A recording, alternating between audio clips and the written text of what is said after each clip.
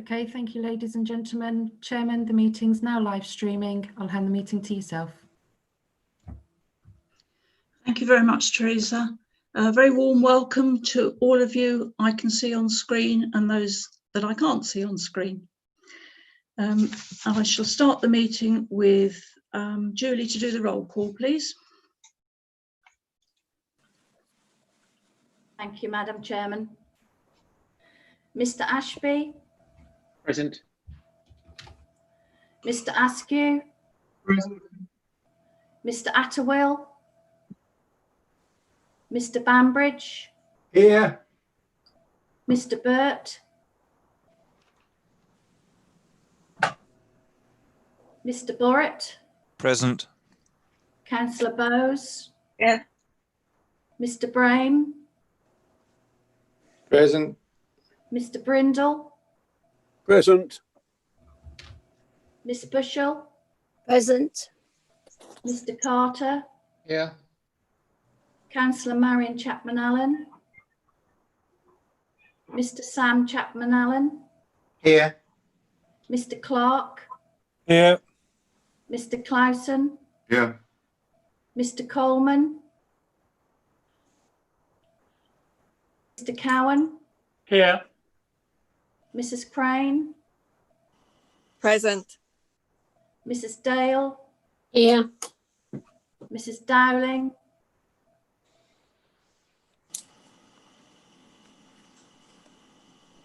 Mr. Duffield.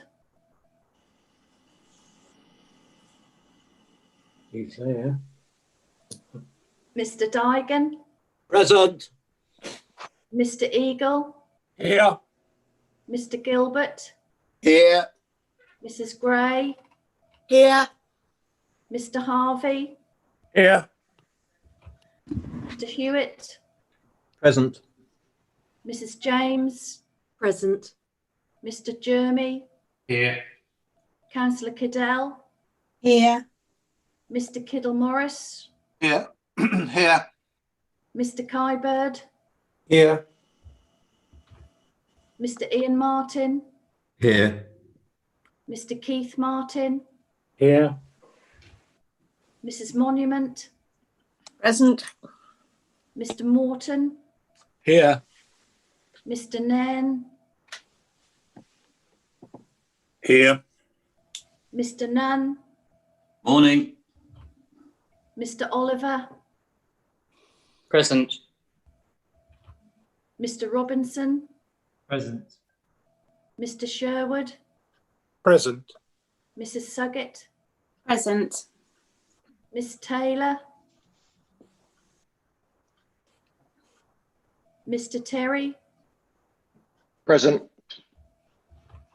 Mrs. Turner. Present.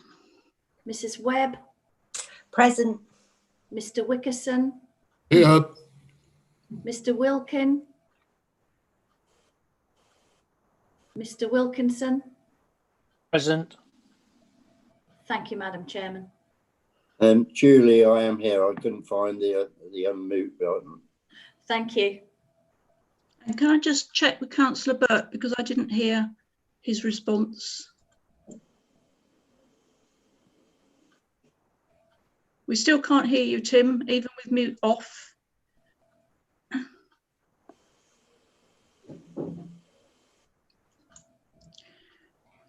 Can anyone hear Councillor Burt?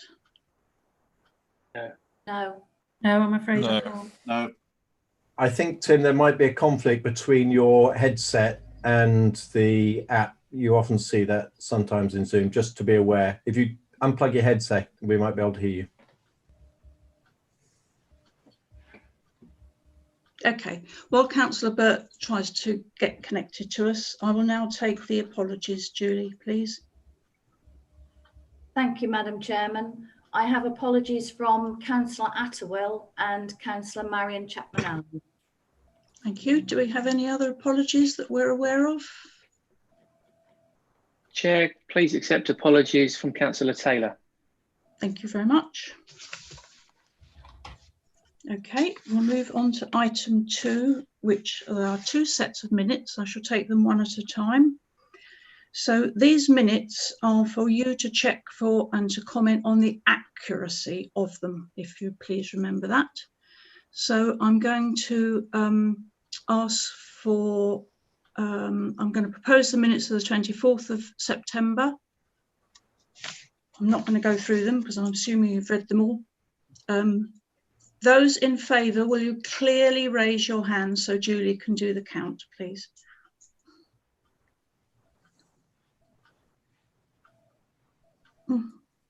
Thank you. Anyone against?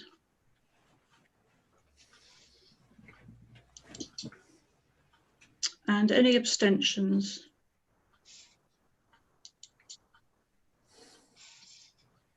Okay, Julie, got everyone? I can't see any hands up, Madam Chairman. Thank you very much. So I'm noting those as accepted. Then we move on to the minutes of the 8th of October. Again, I'm assuming you've all read them. These are for accuracy only, not for debate. So may I have a show of hands, all those in favour?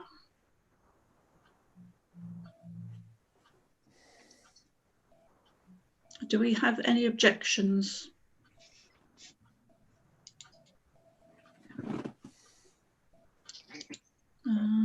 No hands up, Madam Chairman. Do I have any abstentions?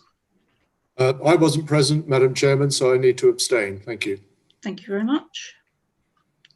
Councillor Nairn, you've got your hand up here. I wasn't present. Thank you very much. I can't see any other hands up. Councillor Duffield. Oh, sorry, it's whizzing backward and forward to the screen. Yeah, I wasn't present at either of those meetings, so I'm Thank you very saying. much. Okay, have we captured everybody? Julie, Teresa? Thank you very much. I will move on to item 3, which is suspension of standing order number 5, and go over to Mark Stinson, please. Thank you, Chairman. This is the standard item that I think members are used to now. Whilst we have almost all of the standard items on the agenda, we do not at the moment present committee reports to council on the agenda, and therefore we need to waive standing order 5 for that purpose. Thank you, Chairman. Thank you very much, Mark. Moving on to item 4, declaration of interests. If you wish to declare an interest, please raise your hand clearly so that the officers can see. Chairman, I'm sorry to interrupt, but I think we really ought to just ask members to give a show of hands that they agree with the waiving of standing order number 5. You're quite right. Thank you very much. Okay, hands up, please, for standing order number 5. Any objections? Any abstentions? Okay, thank you. So going back to item 4, declaration of interest. Hands raised clearly, please, if you wish to declare an interest. I have Councillor Jane James. Apologies, Chairman. The microphone wasn't clicking on. Whilst I understand that agenda item 9 is about the decision to accept the grant for budgetary purposes, in the interest of transparency, as a high street retailer, I'd like to declare an item in that agenda. Thank you very much. Any other declarations? Can't see any hands waving. No further hands up, Madam Chairman. Can I just remind everybody, especially members, if you wish to take part in a vote, etc., we need to have your pictures online, not just your names. Because I noticed 1 or 2 of you are named but not shown. Thank you very much. Right, I'm moving on to item 5, Chairman's announcements. So I'm delighted to announce the winning of an award from the RSPCA. Actually, it's the 5th award in as many years. Breckland Council won Gold Award status in the Stray Dog category at the RSPCA 2020 Paw Print Awards, which recognises the Council's exceptional care and provision when dealing with stray dogs, including the work of the dog warden, kennels, rehoming and veterinary care, and promotional work around microchipping and neutering of dogs. This award underlines the Council's ongoing commitment to excellent animal welfare standards, having also won gold status in 2018 and 19.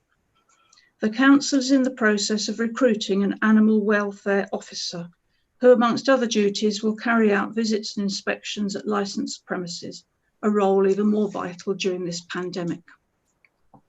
I want to give a huge thanks to everyone in our IT department for keeping us all going during some difficult digital times. Their patience is never ending, and I, for one, am thankful this service was brought back in-house. Volunteer community groups have all offered to stand up again. In fact, some are already in action with their emergency phone numbers and support packages.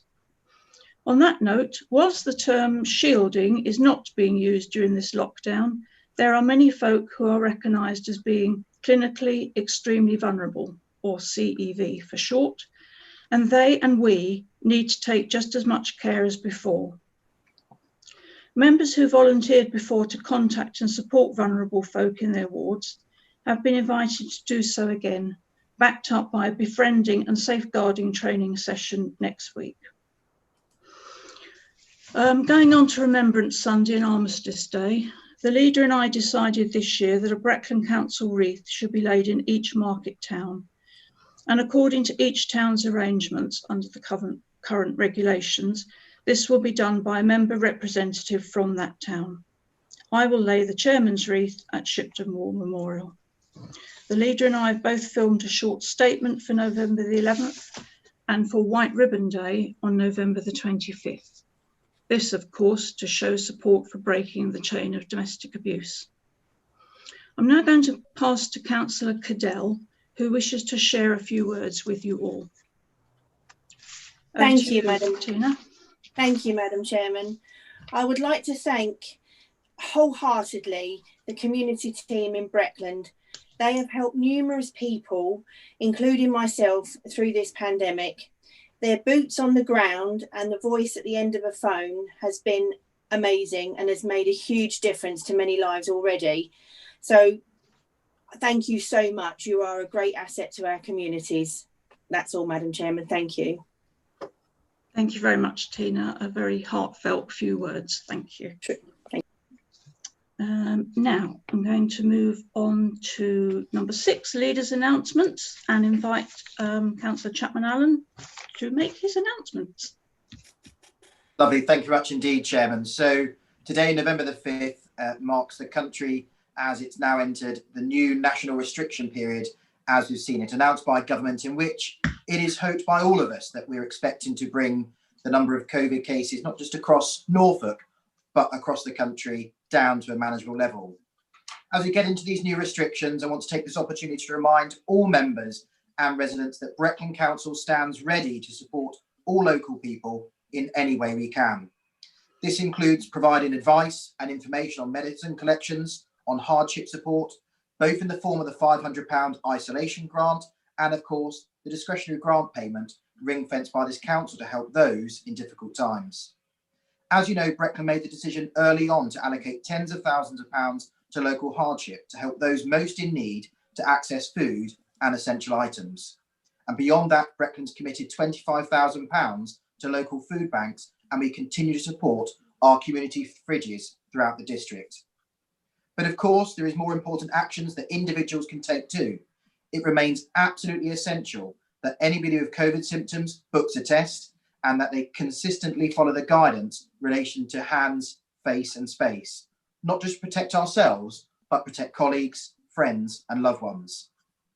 The last few months have been a challenge for so many local businesses since the pandemic started, and we've secured over £400,000 for investment to support high street resilience and the recovery activity, directly supporting over 500 high street businesses and shops, and provided over 5,000 hours of frontline high street support and engagement.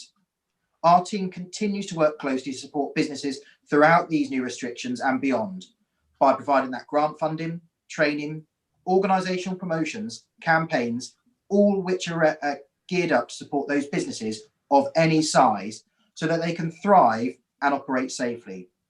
We've got an agenda later today, Chairman, which I hope Council will support in relation to the Norfolk Strategic Fund, in where, once again, Breckland is trying to support those businesses, not just now, but into the future. I know that many individuals who'll be watching this today will be concerned about how their business is going to manage throughout the pandemic. And of course, the business grant support announced by government is going live at Breckland Council today, in which we encourage any business who feels they may be eligible for a grant to fill out the required pro forma. So once that cash and the final direction and guidance arrives from government, we can get that money out of the door immediately. And likewise, through the discretionary business grant scheme, if a business feels that they may require some extra support, fill out that pro forma so that our officers can start to process that. And once we've given the direction and guidance from government, get the money out to who needs it most. Chairman, you stole my sandwich earlier in relation to the fantastic work for animal support and animal welfare. And Breckland once again is completely committed to this arena. But November the 5th is traditionally known as Guy Fawkes or Fireworks Night.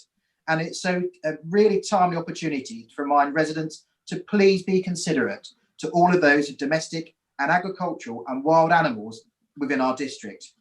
And it's all too easy for them to be spooked through the loud bangs of fireworks, which can cause great distress and even worse, fatalities. And Breckland Council made a commitment earlier this year, Chairman, in relation to not just fireworks, but sky lanterns as well, to reduce those on council-owned property and to ensure that we raised awareness throughout those periods of both fireworks, New Year's, and other festive and celebrationary periods.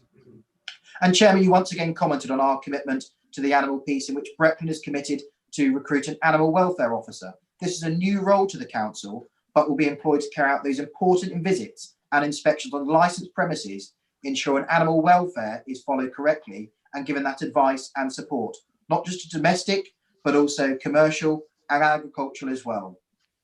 And finally, Chairman, I want to thank all members for their continued support they offer to their residents and their communities within their ward, and all the help in cascading not just the important information now, but into the future, ensuring that content on social media in which we're getting a far-reaching platform. Please, members, continue to keep your eye on the council's social media channels and help distribute to all of your followers all those key and important messages. I've mentioned before, our community hubs are once again gearing up to help those residents who need that welfare support, that practical support, digital guidance, and general advice through this next set of restrictions. But I know many of you want to play an active part, and therefore the council's getting ready to stand you up as members who are able to dedicate your time with befriending and safeguarding training to undertake welfare calls for those who need to connect and get the right support through the community. And if you haven't already got that information, please contact Steve James, who can provide further information. And Chairman, I'm happy to take any questions on my statement. Thank you very much, Leader. So I will now take questions to the Leader based on his report. If you wish to speak, please indicate clearly, because the officers and I are having to whiz across various screens and we don't want to miss anybody. Madam Chairman, I've Councillor Harry Clark. Thank you. Councillor Clark, off you go. Thank you, Chairman. It's a question to the Leader. Thank you very much for your report, Sam. It's just congratulations on the Animal Welfare Award, and in particular the fact that you're going to be having an Animal Welfare Officer. I'd be concerned with animal welfare in different parts of the country. I just urge and hope that when we make this appointment, that they will also be working with organisations concerned with animal welfare, not just the RSPCA, but animal rescue and animal protection. And whilst we are a great nation of animal lovers, particularly in Norfolk, there are also occasions where there is some degree of neglect and cruelty, and sometimes this comes out of things like Christmas and those pictures of abandoned kittens and so forth. So I just hope that can be considered within the remit. I do have a couple of suggestions, but I'll be happy to write those into you. Thank you very much. Thank you. Leader, do you wish to respond? Yeah, thanks, Chairman. And I completely endorse Councillor Clark's comments about us being an animal-loving nation. However, there are those individuals who are unscrupulous and will abuse animals, and it's absolutely heart-destroying. We are working not just with statutory bodies such as ourselves, the RSPCA, the BTO and the FSA will also work with other charities such as Red Wings, the ILPH and others who are all based in not just Breckland, but wider Norfolk, to ensure that we're able to support those with some of their activities, campaigns, and if necessary, enforcement. Thank you very much. I have Councillor Jeremy. Thank you, Chairman, and thank you, Sam, for your update. Can I also thank the communities team and in particular the way in which they respond to members and update us when we've submitted sort of requests for help. I've had two quite difficult ones this week, and to know that they've been supported is so reassuring and actually reduces my sort of anxiety significantly, because I know that they're not just lost into the system. So that little aspect is really important. I wanted to ask Sam, sticking with COVID, many now regard food processing factories as a high risk location in relation to COVID. And obviously this is a particular concern for us here in Breckland, including in my own ward in Thetford. There have been calls this week for mass testing on a regular basis to be undertaken at such sites in the same way that health and social care staff are tested. Do you as the leader support this approach, and will you be encouraging mass testing? Thank you. Thanks, Chairman. Thank you, Chairman. Off you go. Thank you, Councillor Jeremy, for your question. I think it's an immensely difficult balancing act to approach at this moment in time. Industry is entitled to get support via PHE for those type of testing, and therefore that places an extra strain on the wider systems in place for counties such as us within Norfolk. I think we need to look at it holistically and differently. I think that those industries and their industry councils need to have different approaches to this type of work, and I necessarily don't agree with mass testing unless the science and the epidemiology says we should. I most certainly agree that we should undertake more sporadic on-the-spot testing within different areas of the industry more frequently to allow us to understand where there is outbreaks and to then manage those quickly and efficiently. I am aware that both the leader of Norfolk County Council and myself have met with representatives of Public Health England to raise this, and the local Member of Parliament has written to the Secretary of State for Health and DEFRA to raise these issues as well. In relation to the wider position for food manufacturing within Breckland, our officers have worked proactively with all of those businesses throughout, and in conjunction with New Anglia LEP to understand best practice. And of course, a lot of the governance for this type of approach sits within many different areas of ourselves, the FSA, and the Health and Safety Executive and Trading Standards. And I think it's important that we are sharing best practice at pace and learning continuous lessons. But I'm more than happy to pick anything up offline if Councillor Jeremy has any further issues or concerns he wishes to raise. Thank you very much. Is that okay for you, Councillor Jeremy? Yes, lovely. Thank you very much. Okay, I can't see any other hands up. Julie or... Oh, Madam Chair. Oh, yes, Councillor Paul Hewitt, sorry. Oh, always late as usual. Councillor Hewitt, carry on. Leader, at the start of your announcement, you referred to the significance of today, the 5th of November, as we enter into lockdown. Is there any further message of reassurance that you can offer to our residents and to our businesses, many of whom might be watching a recording of this meeting online? Reassurance that we, both our officers and us as members alike, can offer in terms of support and assistance, financial and otherwise, over the next 28 days?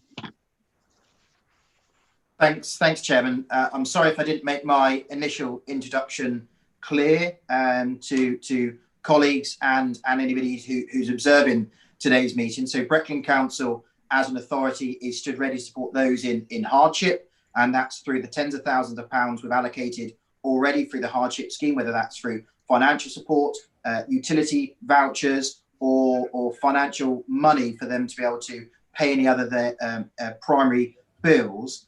And then beyond that, of course, is the £500 isolation grant for those who are entitled to it, which we process as the Benefits and Revenues Authority for Breckland. Beyond that, of course, there's the Wellbeing Service, which Councillor Jeremy referred to earlier, in which our officers will support anybody throughout the district who needs extra support, whether it's through medication collections, befriending services, or alike. Then beyond that, into the business support, of course, we've got the allocation from government for those businesses who are required to close, grants of up to £3,000. And I would encourage any business who feels that they are going to be required to close to go onto our website, complete that pro forma today. So as soon as the final direction and guidance arrives from government, we can press that green light and get those that money out to those who need it most. And then beyond that, of course, we've got our discretionary business grants scheme, which government announced on Saturday. And we're just waiting for the final direction and guidance from that. But if businesses feel that they could benefit from that extra discretionary grant, likewise, complete that pro forma. We haven't got the direction and guidance yet, but as soon as we have, we'll be able to process those at pace. And of course, the final position, the organisation as a whole will once again pivot, which it did previously, to ensure that we are putting our resources where it's needed most, to ensure that those who are most vulnerable or clinically extremely vulnerable are safe and protected, and doing everything we can to ensure that the businesses, whether they are having to close temporarily or staying open, can thrive and do it safely and get ready to stand back up again come the 2nd of December and beyond. Thank you, Leader. I can see no other hands. So on that note, thank you very much, Councillor Chapman-Allen.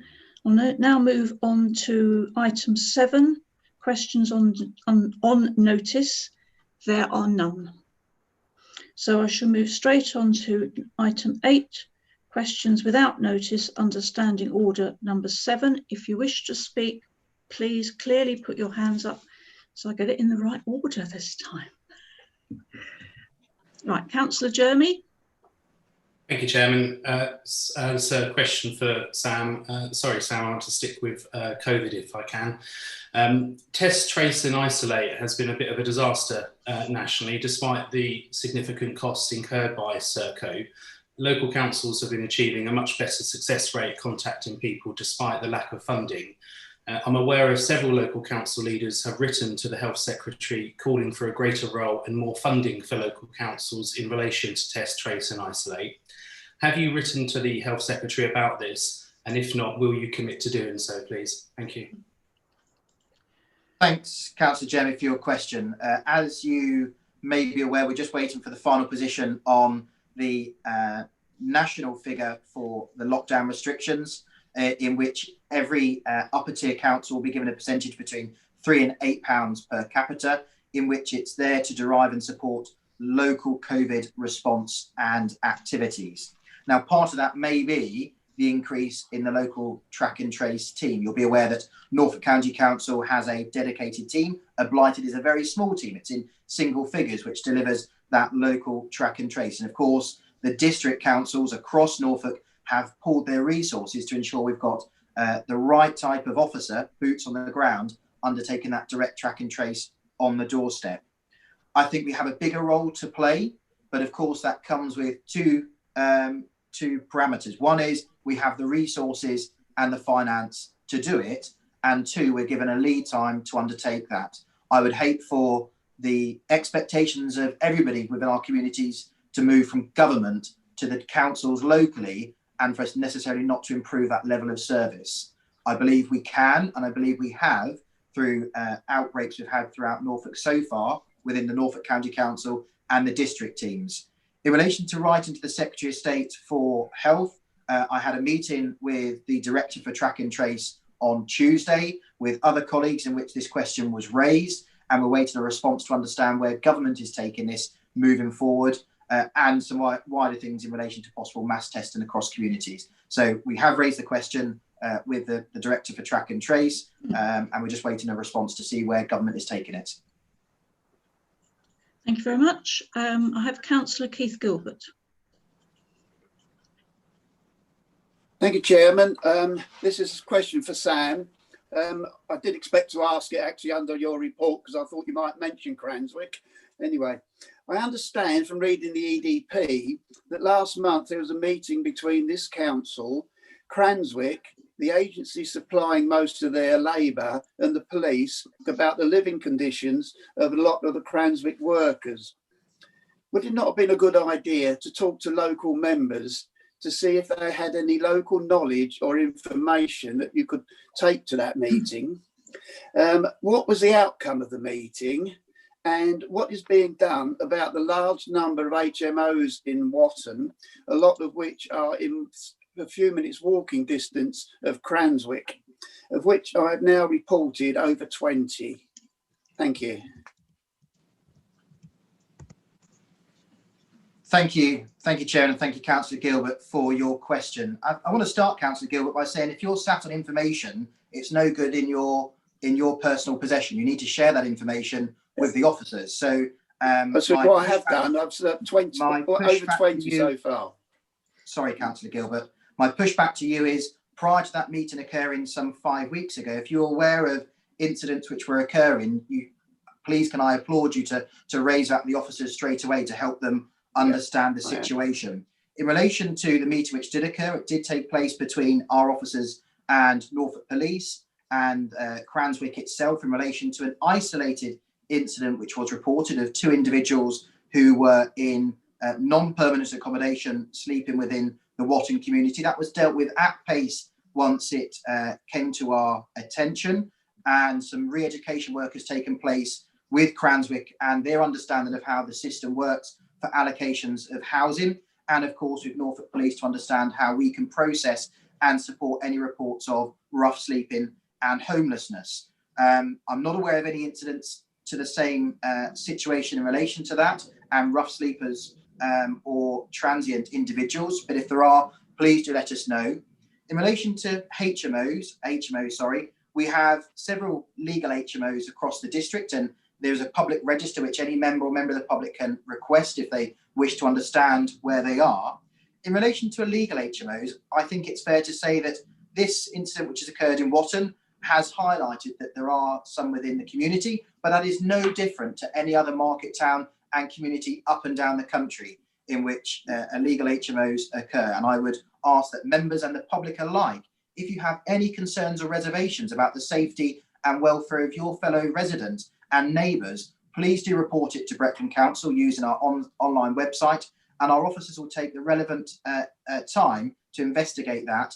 Of course, due to the data protection and the privacy position in relation to those residents, we necessarily won't be able to feed back the outcome, but we will be able to reassure you that we have undertaken the appropriate investigation.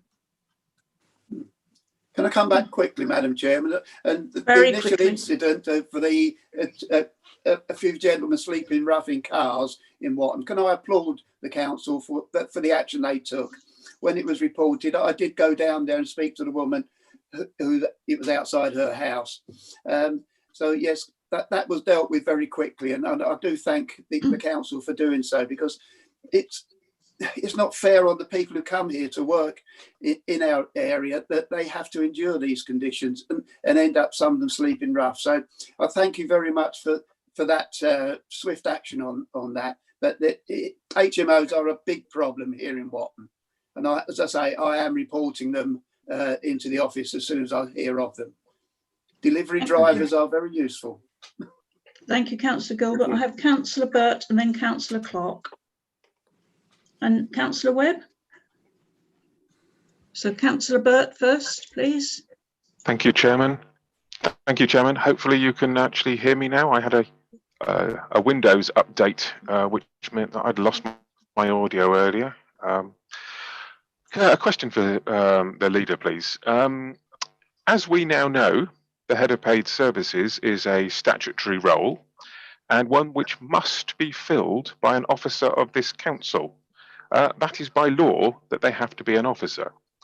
How does that fit with your comments that you made in the 8th of October meeting about the temporary position? Secondly, you claim that the Head of Paid Services would have no line management responsibilities, but that may not be strictly correct, because the Head of Paid Services is the person, ultimately, who hires and fires the executives of this council, which surely is a line management responsibility. I wonder whether you may have slightly misled this council at that 8th of October meeting.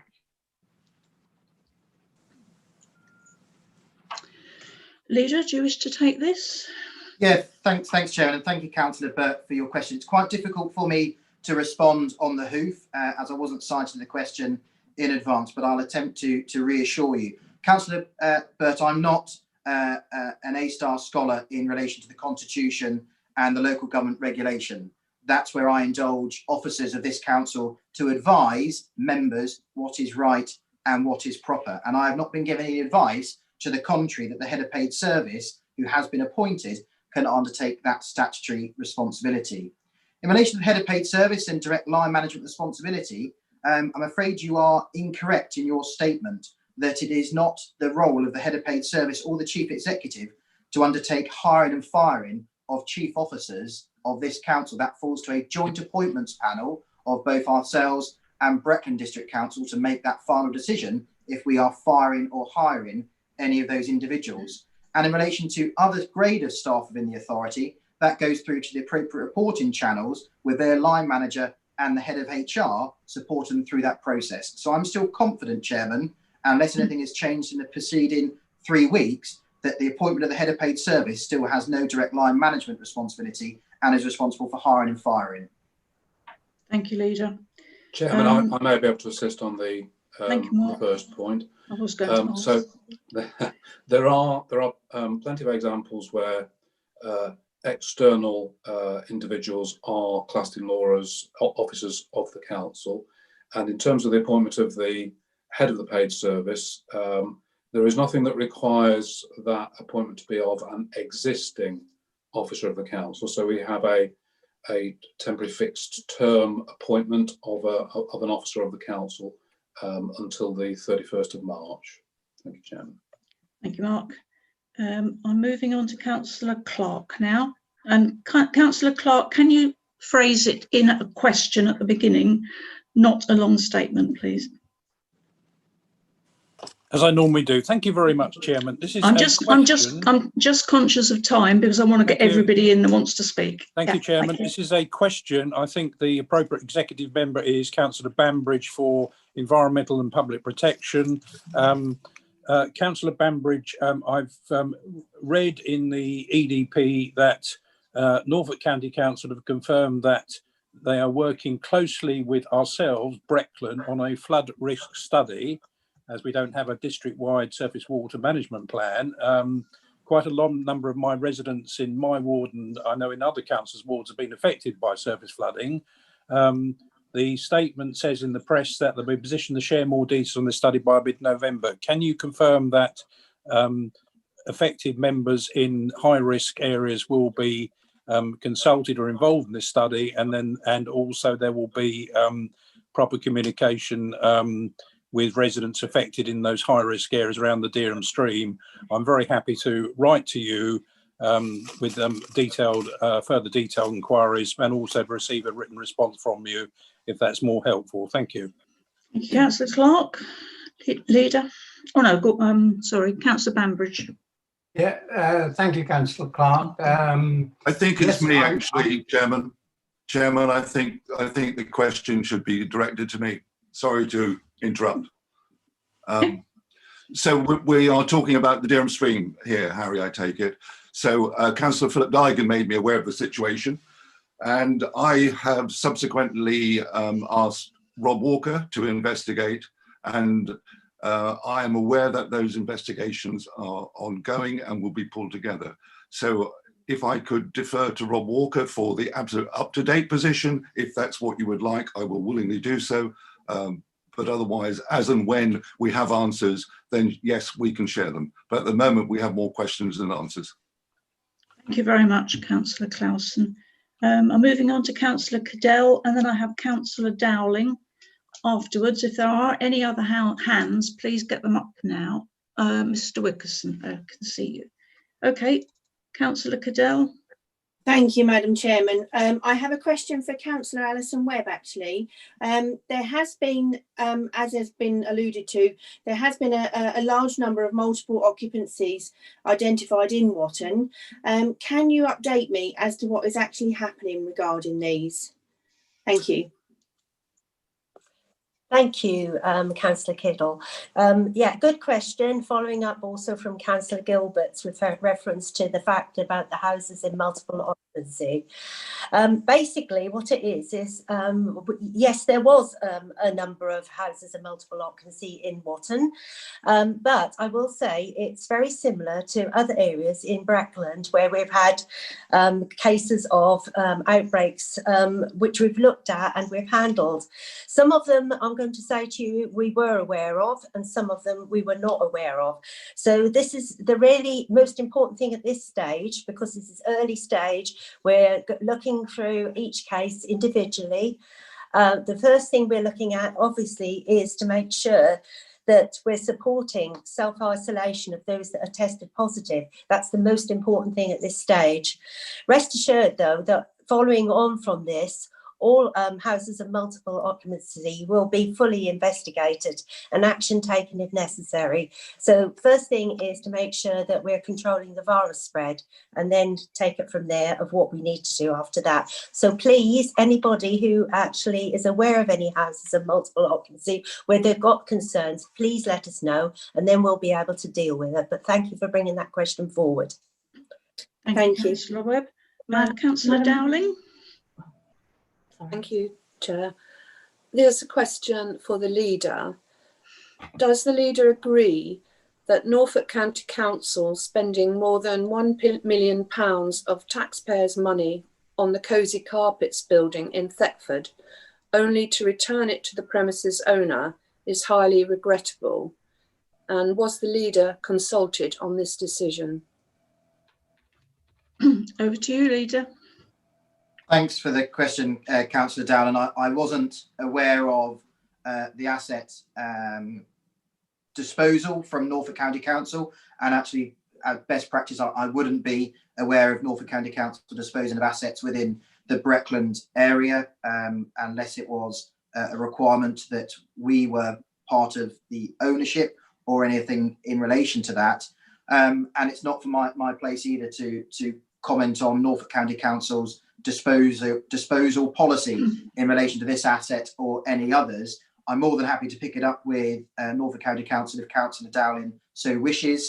I just hope that the asset can be brought back into some sort of use and support the wider Thetford community in whatever way it is. Thank you. Councillor Wickerson. Thank you, Madam Chairman. I am confused, which is quite common these days, I'm afraid. There's a question for the Executive Member for Planning, I believe. Regretfully, the agenda item for the October meeting of the overview and scrutiny regarding a review of planning enforcement and compliance with planning conditions was removed, as the key officer for this item was on sick leave.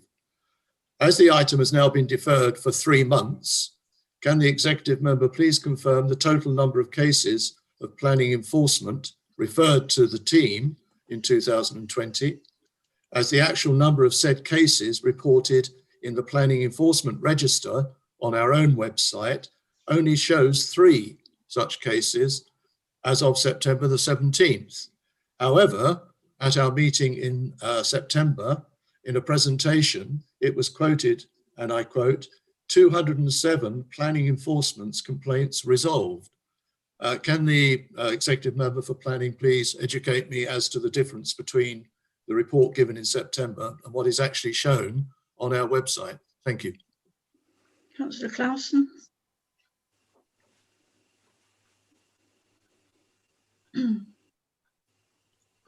Councillor Clausen, can you answer that? There we are. Finally, no, I can't. Simple answer. Because if I had written notice of the question, then we could have got some sensible information. If you think that is the role of a member to have that kind of officer information, then I'm sorry, I just don't see it. But yes, it can be found out. Yes, it can be asked for, and I will certainly do that. But absolutely, I wouldn't have that information at my fingertips, and I don't think any member should have. Thank you very much. Just a quick answer back, if I may, please, Madam Chairman. Very quickly, please, because I'm very aware of the quickly. time. I do apologise to the Executive Member. I did have that question ready, but I missed the deadline. That's my fault. I apologise. However, having said that, I think it is information, particularly because it was an important issue for overview and scrutiny to look at, and it's now been deferred for 3 months. Thank you. Thank you, Councillor Wickerson. You've had your response from Councillor Clausen, and I know that information will come out. Moving on to Councillor Morton. Thank you. I welcome the appointment of an officer to help with establishing a climate emergency response and look forward to the forum next week.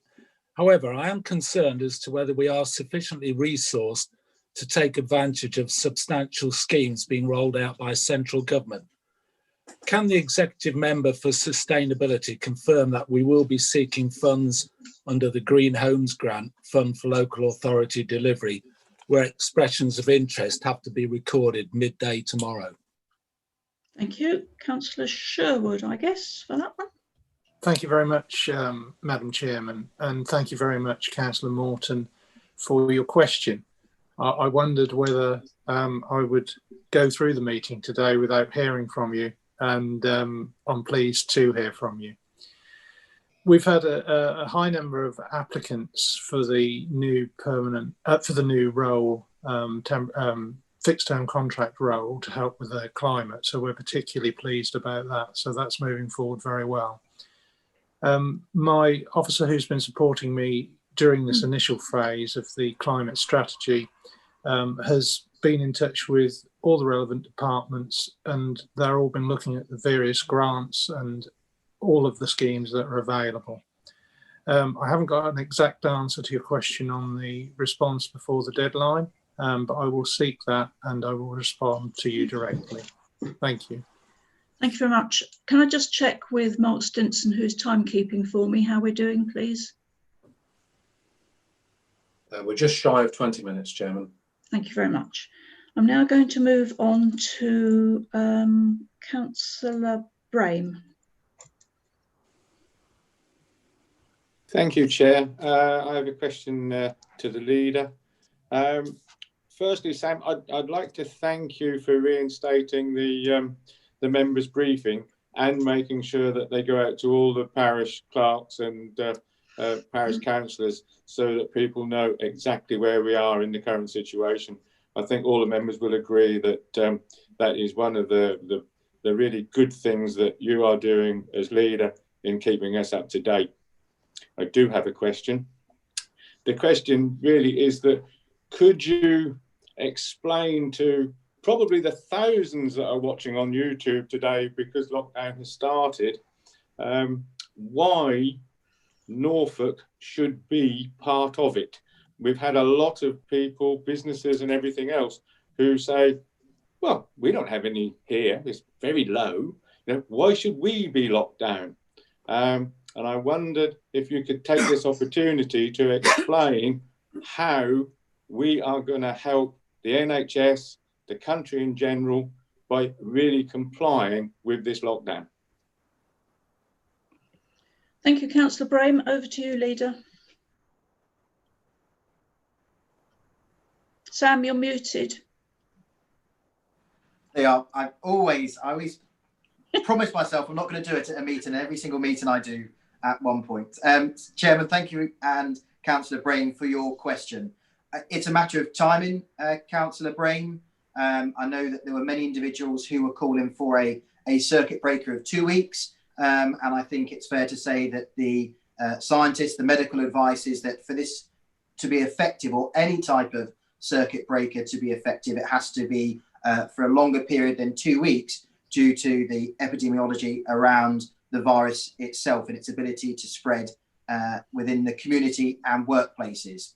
So this was the most appropriate opportunity, I understand, for government to initiate a 28-day restriction period. And it does feel and look differently to the previous lockdown. And it is absolutely hoped that in doing so over these next 4 weeks, that people will take stock, that people will work from home as appropriate to do so, that will reduce their travel to only essential travel only, and bring the virus and that R rate down. Now, of course, the reason for that is we don't want to overwhelm our hospitals. And this morning you heard from the director of medical support at the Norfolk and Norwich University Hospital, talking about how the lockdown within Norfolk will absolutely ensure that not only can they support those with COVID symptoms who are admitted to hospital, but try and maintain as much of day-to-day support to the wider community through operations and daycare and outpatient support. Now, if the virus, Chairman, was to continue in its trajectory, we heard in Liverpool, in which the hospital was placed on alert due to its capacity status, then of course there is a wider impact to wider medical support to the communities in which they do support. So it is a timely manner. It is timely for this to occur now. And I'm hopeful that come the 2nd of December, these 28 days, that not only Breckland but wider Norfolk will be able to remove back to tier 1 status where we were prior to the national restrictions being imposed today. It is frustrating for many, but there are many who are immensely concerned within the community, and this will be a welcome position from Her Majesty's government to impose or to undertake this necessary work. And of course, we spoke about earlier, Chairman, some of the support we're offering within the business community and those who are clinically and extremely vulnerable as well.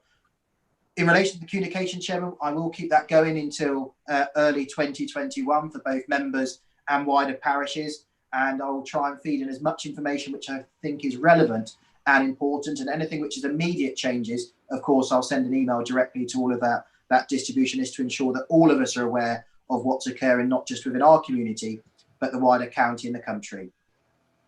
Thank you, Leader. I have Councillor Harvey.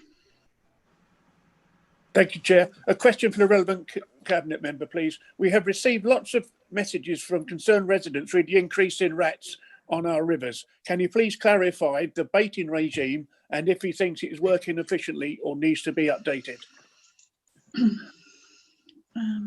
Leader, who would you like that one to go to? That's a Councillor Banbridge question, Chairman.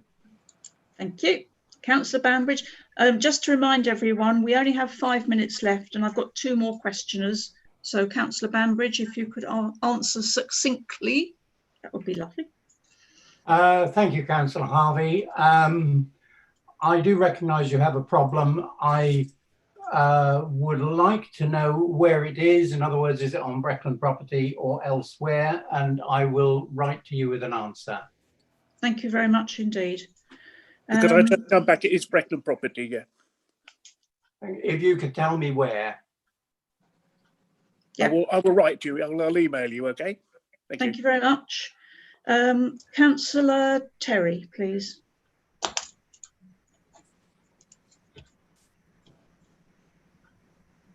It's a question for, well, firstly, can I just thank Nathan Flatman, the Senior Communications Officer, for all his help over the last few weeks with some advice regarding some issues sort of on my ward.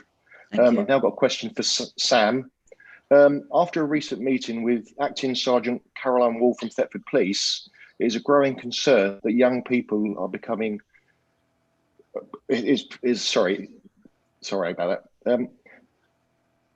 After a recent meeting with Acting Sergeant Caroline Wall from Thetford Police, it is a growing concern that young people are becoming increasingly engaged in county lines. It is a very big concern for me. Can the leader update us on what the council is doing with partners to try and address this worrying issue? Leader. Thank you, Chairman, and thank you, Councillor Stewart, for your question. Councillor Terry, for your question. And I absolutely agree that this is concerning to residents, not just within his ward of Thetford, but across the whole of the county and into the country.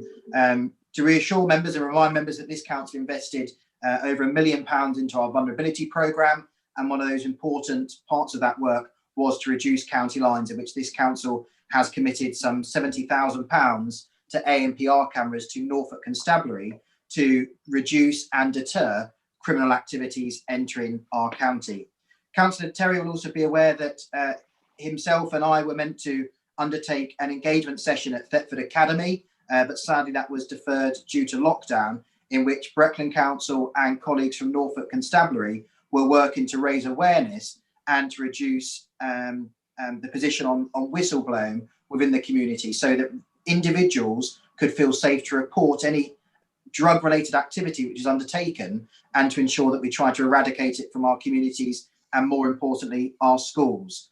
I know that Norfolk Police has a really strong engagement policy in relation to youth drugs and county lines, and Norfolk Constabulary as a whole is pioneering across the rest of the British police force in what it's doing to reduce county lines. And Chief Constable Simon Bailey and all his team and officers should be commended for that. And I would remind members that if you have any concerns and issues at all in relation to drug usage or county lines, to please use the Norfolk Police Report It function to raise that awareness so we can stamp it out and eradicate this blight in our community. Thank you very much. And the final question, please, from Councillor Duffield. This will be the last question.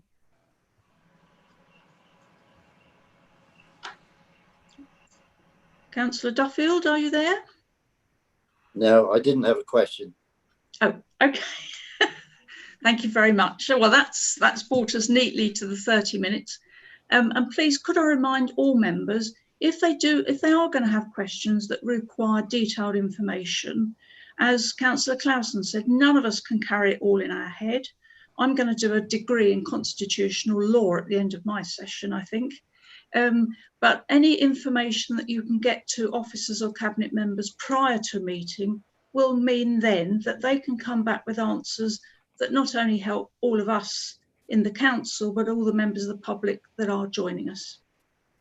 So please just remember that. Okay, I'm moving on to item 9, the Norfolk Strategic Fund, and I'm going to hand to the leader to present this report. Lovely, thank you, Chairman. So members will see the recommendations contained within the report, pages 51 to 60. And of course, this is a recommendation for the council to accept £583,000 from the Norfolk Strategic Fund, in which this will absolutely ensure that our economy is both resilient now and grows faster into the future. The funding has been made available due to councils across Norfolk coming together and pooling our business rates, let resources and district contributions to create this fighting fund, and that's been classed as the Norfolk Strategic Fund. And of course, as a region, it will tackle and support our local economies and issues caused by the pandemic. In order for us to receive this money, we have to enter into a competitive analysis process conducted by the teams at Norfolk County Council, and Breckland has been really proactive and highly successful in approaching this opportunity, identifying several potential projects which have more than met the criteria, and of course some of those projects have been accepted today with a significant sum. The projects, Chairman, if I can just expand for any members or anybody watching today who hasn't had the opportunity to read the paper. The Digital High Streets programme is crucial given the latest position on national restrictions. This will provide training and financial support to high street businesses looking to make more of a digital opportunity and their presence. Given the lockdown announcement, officers are now seeking to accelerate this programme activity to support our high streets moving forward. Secondly, business startup programmes. This will provide grants and advice to new entrepreneurs targeted at those who have lost out during the pandemic. Crucially, given the lack of any other support, this will be in strong demand for any individuals who wish to start up within the community of Breckland, a new business, ensuring that individuals have a place of employment and supporting our wider economy. Number 3, master planning around Stetterton Heath on the A11. Bringing forward this crucial technical assessment required will unlock and develop this important strategic site for the county and for the district, as well as the tools and mechanisms to help manage the growth and utilities within that site. Fourthly, the business support programme run by the Cambridge Norwich Tech Corridor.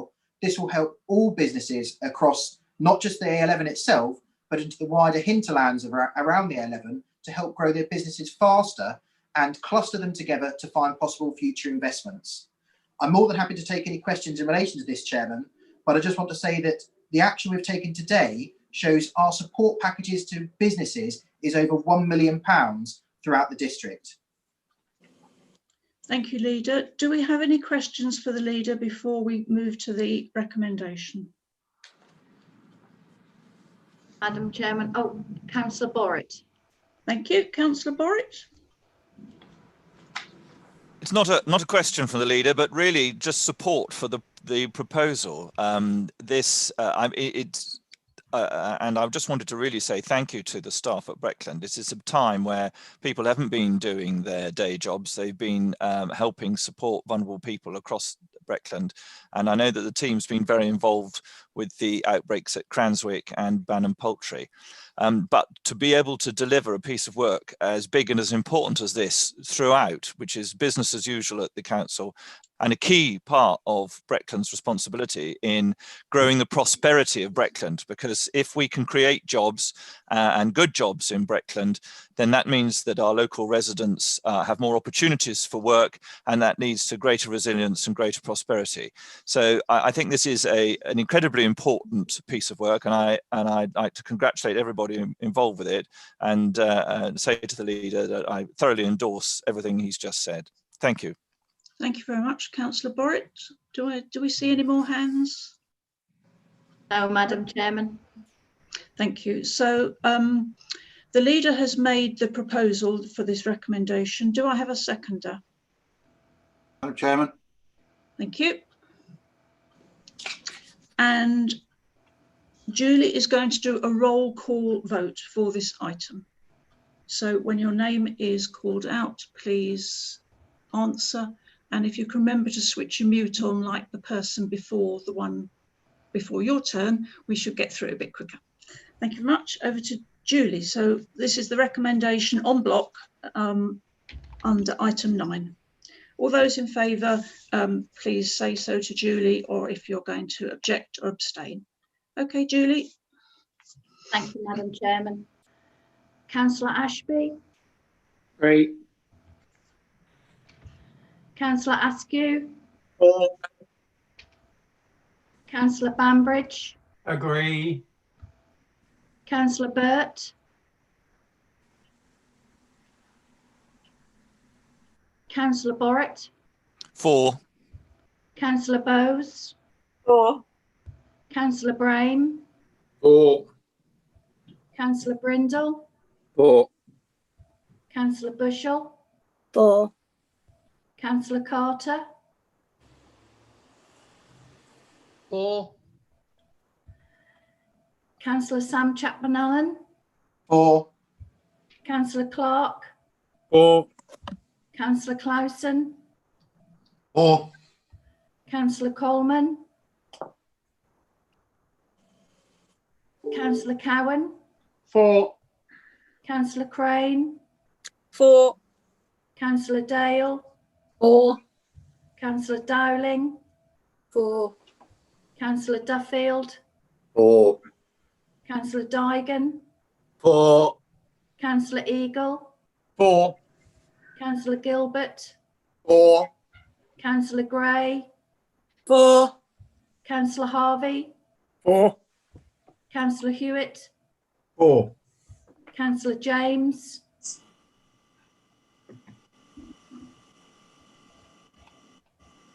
Councillor Jeremy. For. Councillor Kiddell. For. Councillor Kittle-Morris. For. Councillor Kybird. For. Councillor Ian Martin. For. Councillor Keith Martin. For. Councillor Monument. For. Councillor Morton. For. Councillor Nairn. For. Councillor Nunn. For. Councillor Oliver. For. Councillor Robinson. For. Councillor Sherwood. For. Councillor Suggett. For. Councillor Terry. For. Councillor Turner. For. Councillor Webb. For. Councillor Wickerson. For. Councillor Wilkin. And Councillor Wilkinson. For. That's unanimous, Madam Chairman. Thank you very much. So that recommendation has been approved. Now we're moving on to item 10, the appointment of proper officers and associated amendments to the Constitution. This is a report being presented in the first place by Sarah Suggett together with Mark Stinson.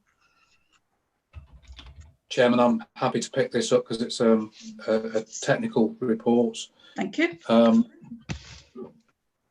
If I take the recommendations on the front 2 pages, Chairman, we've got in section A1, that is a list of gaps that have been left because we currently do not have a chief executive.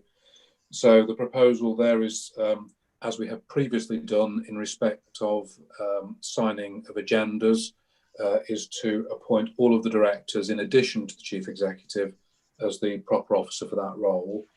And then A2, B and C, Chairman, they are just minor changes to the wording of various sections of the Constitution to reflect the fact that currently and potentially in the future, the head of paid service and chief executive roles may or may not be one and the same person or separate people. And I'm happy to take any questions, Chairman. Thank you very much. Questions for our lawyer?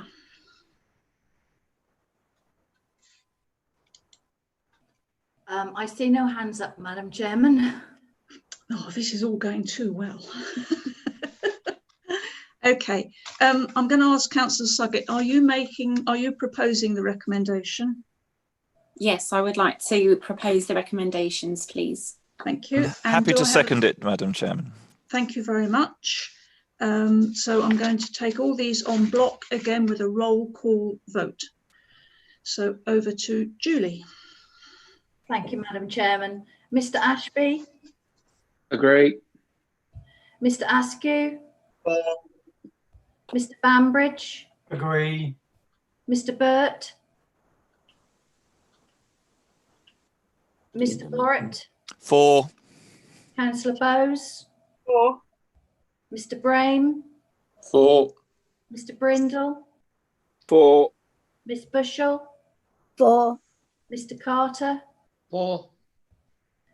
Mr. Sam Chapman-Allen? 4. Mr. Clark? 4.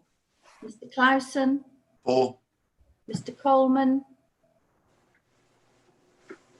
Mr. Cowan? 4. Mrs. Crane? 4. Mrs. Dale? Agree. Mrs. Dowling? 4. Mr. Duffield? 4. Mr. Dygan? 4. Mr. Eagle? 4. Mr. Gilbert? 4. Mrs. Gray? 4. Mr. Harvey? 4. Mr. Hewitt? 4. Mrs. James? 4. Mr. Jermy? 4. Councillor Cadell? 4. Mr. Kiddle-Morris? 4. Mr. Kybird? In favour. Mr. Ian Martin? 4. Mr. Keith Martin? Agree. Mrs. Monument? 4. Mr. Morton? 4. Mr. Nairn? 4. Mr. Nunn? 4. Mr. Oliver? 4. Mr. Robinson? 4. Mr. Sherwood? 4. Suggett? 4. Mr. Terry? 4. Mrs. Turner? 4. Mrs. Webb? 4. Mr. Wickerson? 4. Mr. Wilkin? And Mr. Wilkinson. 4. Thank you, Madam Chairman. That's unanimous. Thank you very much, Julie. So that recommendation is approved. Now moving on to item 11, nominations for committee and other seats. Over to Councillor Clausen, please. Yes, thank you, Chairman. Just one, please, and that is to take Councillor Ed Coleman off of overview and scrutiny, and his replacement is Councillor Vera Dale. Thank you very much. Thank you very much. Welcome, Vera, to our overview and scrutiny commission. Item 12, I have no other amendments to the Constitution. Item 13, I have no other urgent business that I'm aware of. So on that note, I will thank you all very much for attending, and I will pretend to bang the gavel and close the meeting.